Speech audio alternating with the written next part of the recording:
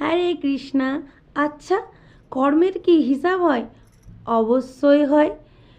ত্রেতা যুগে যখন ভগবান শ্রীরামচন্দ্র সুগ্রীবকে জেতানোর জন্য লুকিয়ে বালিকে তীরবিদ্ধ করেন এবং হত্যা করেন, তখন মৃত্যুর সময় বালি ভগবান শ্রীরামচন্দ্রকে জিজ্ঞাসা করেছিলেন যে আপনি যে এত বড় পাপ কাজ করলেন, আপনি কি এর দণ্ড পাবেন না? তখন ভগবান শ্রীরামচন্দ্র বললেন, হ্যাঁ, অবশ্যই পাবো।